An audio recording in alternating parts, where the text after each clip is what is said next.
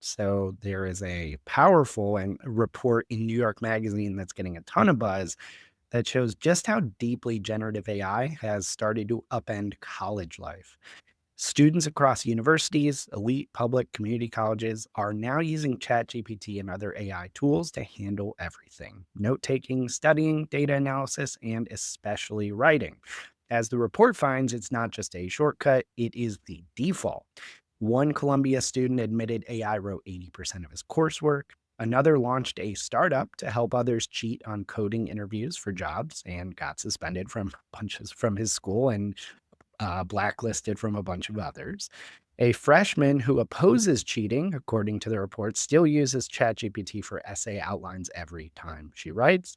And the irony was they featured one of her papers that was about how education helps us think critically. So, as a result of all these kind of anecdotes reported here, educators are scrambling. Some have been trying AI detectors.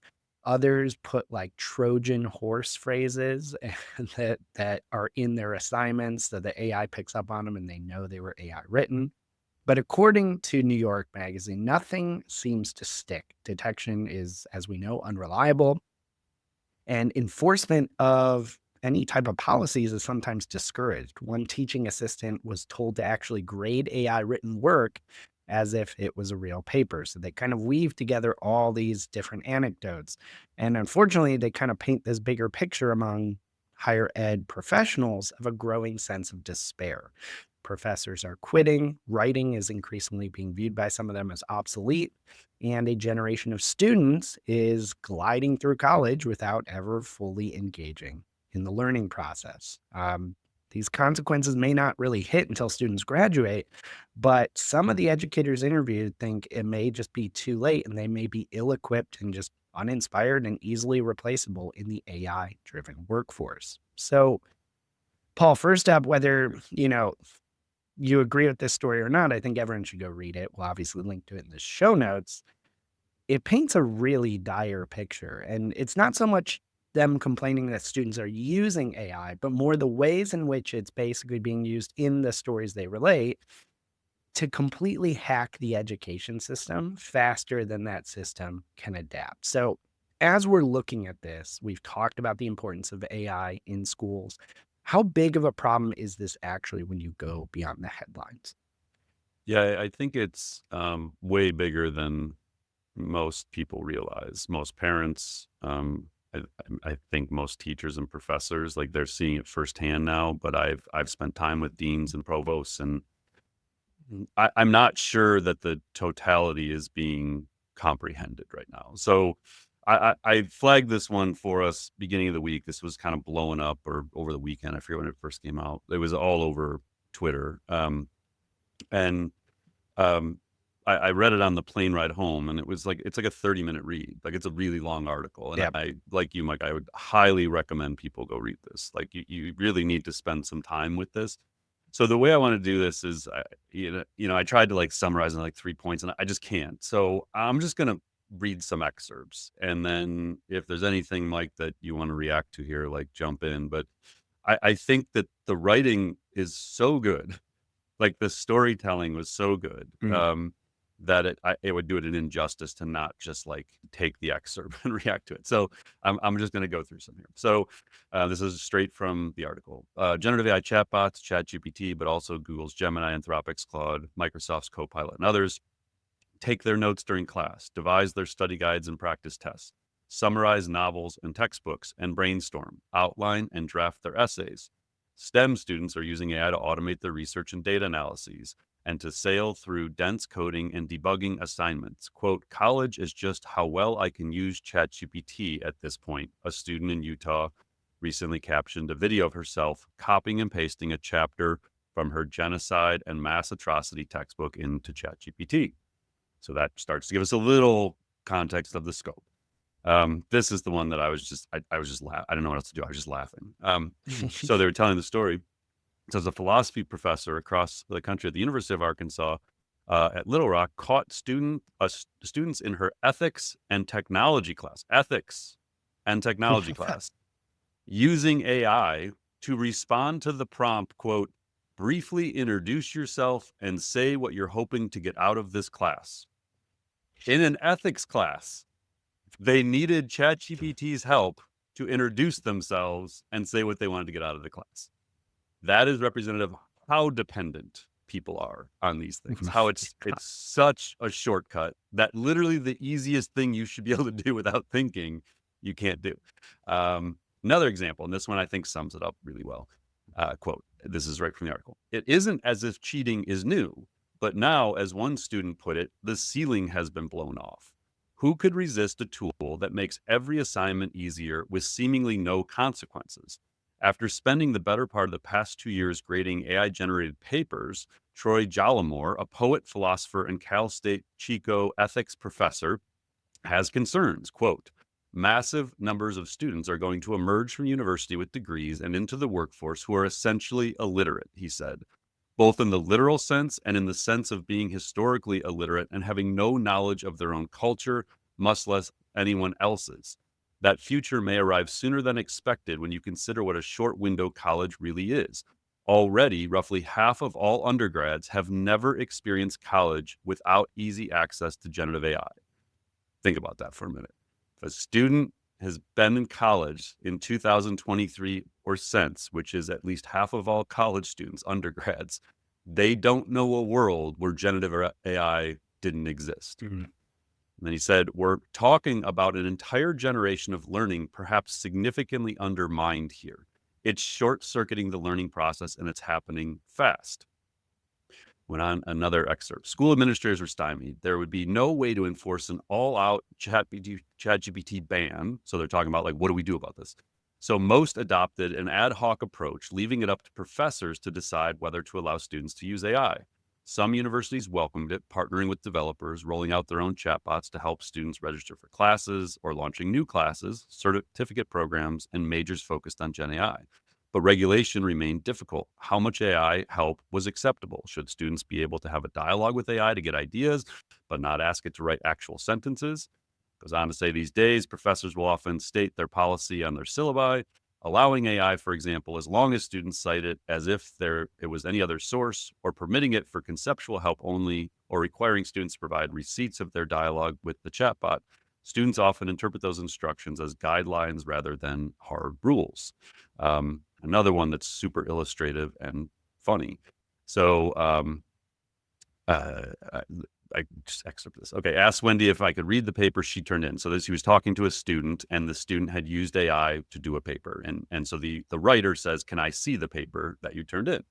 When I opened the document, the writer says, I was surprised to see the topic: critical pedagogy, the philosophy of education pioneered by Paulo Freire. The philosophy examines the influence, and listen closely, the philosophy examines the influence of social and political forces on learning and classroom dynamics. Her opening line, quote, to what extent is schooling hindering students' cognitive ability to think critically, unquote. Later, I asked Wendy if she recognized the irony in using AI to write not just a paper on critical pedagogy, but one that argues learning is what makes us truly human. She wasn't sure what to make of the question. She replied, I use AI a lot, like every day. And I do believe it could take away that critical thinking part, but it's just now that we rely on it, we really can't imagine life without it. My gosh. The article, like every day, as I kept going on, it's like more and more. This was just like, oh my God. Mm. Um, and then, some of these ones you talked about were like these teachers are basically just giving up. Like every time I talk to a colleague, this comes up: retirement. When can I retire? When can I get out of this? Mm. There was one where it said it'll be years before we can fully account for what all of this is doing to students' brains. Some early research shows that when students offload cognitive duties onto chatbots, their capacity for memory, problem solving, and creativity could suffer. Multiple studies published within the past year have linked AI usage with a deterioration in critical thinking skills. One found the effect to be more pronounced in younger participants. So again, go read the whole thing. It's probably like 15,000 words. It's a long one. You can listen to it too. So I wanted to real quick frame this. So implications to business. You are hiring this next generation right now. If you Mhm. have interns, if you have people coming out of undergrad school, if you have someone who's been in their MBA for the last 2 years, like this is who you're hiring. They have had access to these tools. So, you need to test for, or you should in your HR process start looking for prompting abilities and the ability to work with these machines. But you also actually have to figure out, how do we test for critical thinking skills with no devices?